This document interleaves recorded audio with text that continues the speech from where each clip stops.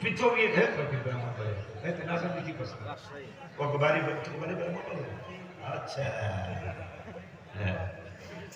কোন জেলার বাতাস সবচেয়ে মনোরম এবং চমৎকার শরীরের জন্য? তো বাংলাদেশের বিজ্ঞানীরা বলতেছেন ওই জায়গাটা সবচেয়ে সুন্দর বাতাস, যেখানে একটু আগে দাদা গজল গেয়েছেন, ডুবাও কিংবা আমার কি জানি বললো কি পার করো ডুবাই আমারও ভুইল না ডুবাই আমারও ভুইল না। ওনার নাতি শাহ মখদুম রুকুশ রহমতুল্লাহি আলাই কারবারটা দেখেন, যিনি ওলিদের ওলি, তার নাতি যেই জায়গায় শোয়া, বাংলাদেশের বিজ্ঞানীরা বলেছেন রাজশাহীর বাতাস বাংলাদেশের মধ্যে সবচেয়ে ভালো বাতাস। ওলিদের সম্মান কেমনে কমাবি তোরা বেটা ব্যাককল।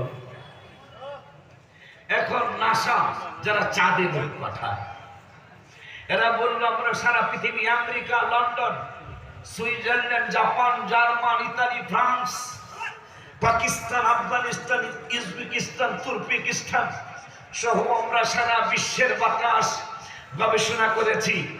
দেখুন গবেষণা করে কি পেয়েছেন? হ্যাঁ নাসা কি পেয়েছেন? আমরা মুসলমান হই বা না হই, ঈমান আনি বা না আনি, আমরা তোমাদেরকে গবেষণার রেজাল্ট জানিয়ে দিলাম। কি জানাচ্ছেন আপনি?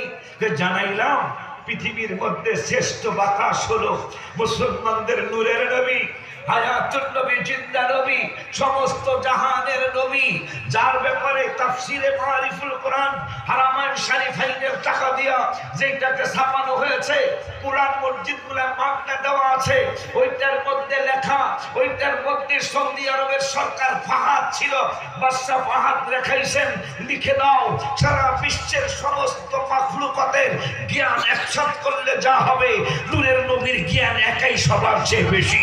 সুবহানাল্লাহ,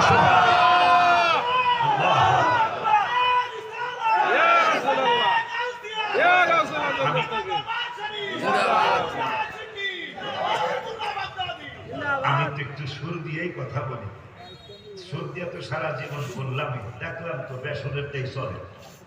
কি দাদা কথা আব্দুল আলীর গান গাইছে, আব্বাস উদ্দিন গান গাইল কত সুন্দর। নদীর